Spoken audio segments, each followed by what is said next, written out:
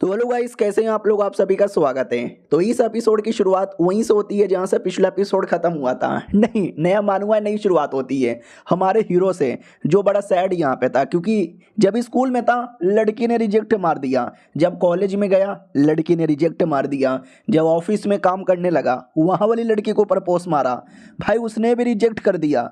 हर जगह से रिजेक्ट हो चुका है और कहता है हेलो गाइस, 28 साल का हो चुका हूँ, सिंगल प्लस वर्जन हूँ, आप लोग की तरह नल्ला हूँ, कोई भाव नहीं देता, मन तो कर रहा साला मर जाऊं, सलमान बॉय आओ और आके मुझे उड़ा दो।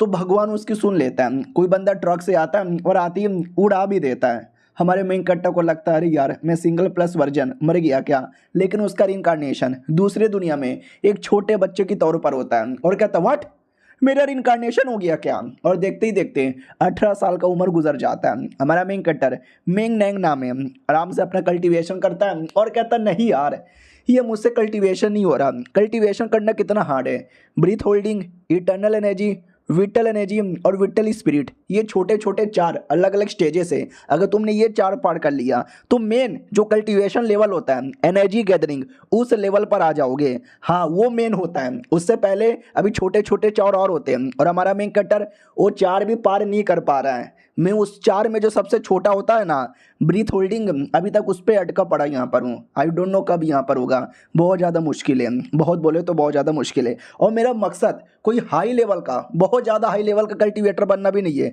और जो पहला स्टेज होता है एनर्जी गैदरिंग, उस पर आ जाना है, लेकिन ये कर पाना भी मुश्किल है। मैंने किताबों के अंदर पढ़ा था पिछले जन्म में कि हीरो लोग आते हैं, पुनः जन्म लेते हैं, एक बार में स्ट्रॉन्ग बन जाते हैं। मेरे साथ तो ऐसा नहीं हो रहा। उससे मुझे याद आया, मेरे गाँव में एक बंदा है जो एनर्जी गैदरिंग के 3rd लेवल पर ही है, लेकिन बड़ा स्ट्रॉन्ग है। उसके अंडर में 30,000 बंदे काम करते हैं, यानी एनर्जी गैदरिंग लेवल भी बड़ा हाई है। लेकिन साला मुझसे तो कुछ हो ही नहीं पाता। उतने में इसका भाई आवाज लगाता है, ओ साले तेरी दुल्हन आ गई। हमारा मेन कट्टर भी कहता है या आ रहा हूँ आ रहा हूँ। तो क्या ना, आज हमारे मेन कट्टर की शादी थी। ऐसा माना जाता है कि तुम 18 साल के हो गए और तुम कल्टीवेशन ज़्यादा नहीं कर पाए तो शादी कर लो, शादी कर लो। तो 18 साल का हो चुका हूँ, ज़्यादा कल्टीवेशन भी नहीं कर पाया, तो मैंने भी सोचा क्यों ना शादी ही कर लेता हूँ। शादी हो जाती है, रात की बारी थी, दुल्हन का चेहरा पहली बार देखता है और कहता वाह यार दुल्हन तो बड़ी प्यारी यहाँ पर है, फाइनली मुझे कोई बंदी मिल गई। तुम लोग तो अभी भी सिंगल हो ना, बहुत प्यारी है यार, बहुत ज़्यादा प्यारी है, क्या करूँ डरे गोप गोप ना ना यार ये गंदा गंदा लगेगा, पहले बातचीत कर लेता हूँ। और कैसी हो, सब कुछ यहाँ पे ठीक है, तुम्हारा कल्टीवेशन लेवल कितना है। ये भी कहती जो सबसे पहला होता है ना, अभी तक तो उसी पढ़ूँ। हमारा मेन कट्टा भी कहता क्या बात कर रहे हो, सच्ची में यार मैं भी अभी तक वहीं पर अटका पड़ा हूँ। हाँ, हम दोनों थोड़े कल्टीवेशन में नुबड़े हैं। वो भी कहती यार आपने सही यहाँ पे बोला।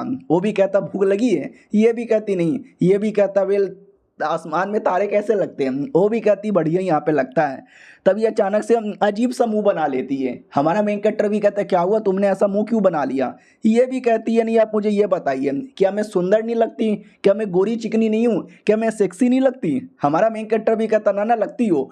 वो भी कहती है जब लगती हूँ हमारा सुहाग रात है, तो आप ये फालतू फालतू सवाल क्या पूछ रहे हो, क्यों ना हम दोनों चालू पड़ जाए। हमारा मेन कट्टा भी कहता अरे मेरी बीवी तो बड़ी नोटी है, चलो यार चालू पड़ जाते हैं। और वो दोनों चालू पड़ जाते हैं। अब भाई हमारे मेन कट्टर की आँख खुलती है आज से 12 साल बाद, जब उसके 3 बच्चे भी हो गए थे। वो लोग आवाज़ लगाते अरे पापा उठिए। हमारा मेन कट्टा भी कहता है एक सेकंड, पापा तो किसको बोले जा रहा है। वो तो डरे गले लग जाती है बीबी और कहती है थैंक गॉड अब जिंदा हो, वरना यार मैं तो एकदम रोने लग गई थी, आप कुछ बोल भी नहीं रहे थे, आपकी सांसें भी नहीं चल रही थी। हमारा मेन कट्टा पूरा डाउट में आ जाता कि हाँ ये सब चल क्या रहा है। तभी उसके सामने सिस्टम अपीयर होता है, जिसमें हमारे मेन कट्टा के बारे में पूरा डिटेल में लिखा हुआ था। सिस्टम का नाम है अनफोल्ड डेथ सिस्टम। और इसमें बेसिकली हमारे मेन कट्टा को पता चलता है कि वो मरने वाला है। फक, मैं ऐसे कैसे मरने वाला हूँ, यानी अभी मैं 30 साल का हूँ, जब मेरी शादी हुई थी जब मैं 18 साल का था, यानी 12 साल बाद आ गया। ये भी कहता रहे क्या हुआ बाबू, आप ऐसे ऐसी बातें क्यों बोले जा रहे हो। हमारा मेन कट्टर भी कहता ना ना अरे मैं थोड़ा कुछ और सोच रहा था। उसकी बेटी भी कहती पापा अचानक से आप बेहोश हो गए, कुछ बोल भी नहीं रहे थे, आवाज़ आना भी बंद हो गया था, मैं तो डर गई थी। हमारा मेन कट्टा भी कहता हो ये मेरी बेटी यहाँ पर है और ये पक्का मेरा बेटा होगा और ये मेरा सबसे बड़ा बेटा यहाँ पर होगा। अच्छी बात है, अच्छी बात है, तुम लोग जाओ बाहर जाके खेलो, मुझे तुम्हारे मम्मी के साथ कुछ बातचीत करना है। तो वो लोग निकल पड़ते हैं। हमारा मेन कट्टा बीबी से कहता है पास में आओ, वो भी कहती बोलो क्या हुआ। हमारा मेन कट्टा भी कहता है तुमसे कुछ बोलना है, प्लीज़ सुन के चौक मत जाना। वो भी कहती क्या बोलना है। हमारा मेन कट्टर भी कहता वेल देखो मुझे कुछ याद नहीं, मुझे आखिरी बार मालूम है क्या याद है, जब हमारी शादी हुई थी बातचीत हो रही थी, तुमने बोला कि बातचीत क्यों करना, चलो गॉप गॉप करते हैं, और हमने गॉप गॉप किया था, याद आया, बस मुझे वही याद है, उसके बाद कुछ भी याद नहीं। ये भी कहती है आपकी याददाश्त चली गई। हमारा मेन कट्टर भी कहता है या बस वहीं तक याद है, उसके बाद हमारे बीबी बच्चे मुझे वो याद नहीं। ये भी कहती चलो एटलीस्ट मैं तो याद हूँ, वरना पता चला मुझे ही छोड़ के चल गए। हमारा मेन कट्टर भी कहता लेकिन मुझे बच्चों के बारे में कुछ नहीं मालूम, बच्चों का नाम भी नहीं मालूम।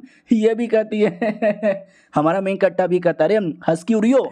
तो ये भी कहती है अरे हंसू ना तो क्या करूं, ऐसा लगता है कि आप खुद ही छोटे बच्चे जैसे हो। अरे यार 30 साल के हो गए, 30 साल के, आपके इतने बड़े बड़े बच्चे यहाँ पर हो गए। हमारा मेन कट्टा भी लग करे मैं क्या करूं, लिटरली जब मैं 18 साल का था तब सोया था और डायरेक्ट 12 साल बाद जगूंगा, तो ऐसी बातचीत यहाँ पे होगा ना। वो भी कहती चलो कोई ना आराम कर लीजिए, कल तक शायद ठीक हो जाए।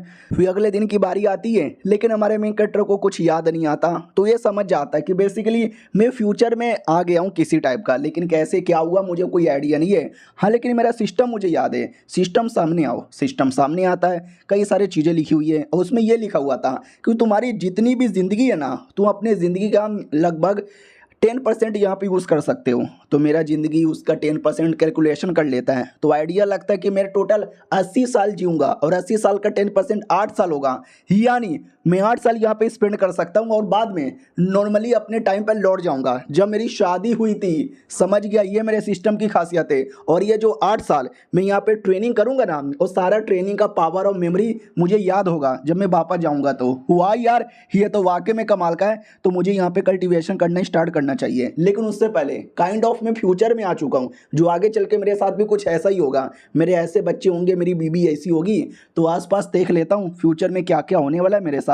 तो सबसे पहले बच्चे, एक एक करके बच्चों के बारे में बताता हूँ। मेरा बड़ा बेटा मेंग नैंग इसका नाम है, मेरा मंझला बेटा उसका नाम है मेंग जियंग, और मेरी सबसे छोटी बेटी मेंग शेंटन उसका नाम है। अभी यार कितना अजीब सा नेम है, मैंने यहाँ पे दिया है क्या, एक सेकेंड। और ये बाम्बू, ये बाम्बू कहाँ से आया। बेटी भी कहती है अरे पापा ये बाम्बू का पेड़ तो आप नहीं लगाया था। ये भी कहता है या क्योंकि बाम्बू से आपको बहुत सारी चीज़ें बनाने आता है। अरे इतना बेहतरीन तो गांव में कोई नहीं बनाता। हमारा मेन कट्टा भी कहता है एक सेकंड क्या बात कर रहे हो सच्ची में। ये लोग भी कहते हैं या सच्ची में यार पापा सब कुछ आप ही बनाते हो, घर के अंदर लाते हो, घर के अंदर बहुत सारी चीज़ें थी और ये सब कुछ पापा आपने ही यहाँ पे बनाया है। तो हमारा मेन कट्टर भी कहता रहे मैंने पिछले जन्म में ये लकड़ी का काम बनाना सीखा था, ये जन्म में भी मेरे को आता था लेकिन मैंने कभी ट्राई नहीं मारा। ऐसा लगता है इन 12 साल के अंदर मैंने ट्राई मारा और मेरी एबिलिटी वाकई में काफ़ी काम आ गई। नाइस। फिर बीबी से मिलता है, बीबी भी कहती है कि वेल मैं तो सोच रही थी कि चौथी और पांचवी बच्ची भी पैदा यहाँ पे कर लूँ, लेकिन मैडम क्वेन ने मुझे रोक दिया। आप मैडम क्वेन को जानते हो ना। हमारा मेन कैरेक्टर भी कहता ना मैं नहीं जानता, और ये चैप्टर यहीं पे ख़त्म हो जाता है। देखते हैं अब ये मैडम क्वेन कौन है और हमारा मेन कैरेक्टर इन 8 सालों में क्या करता है। मिलते हैं अगले वीडियो में, जब तक के लिए बाय बाय।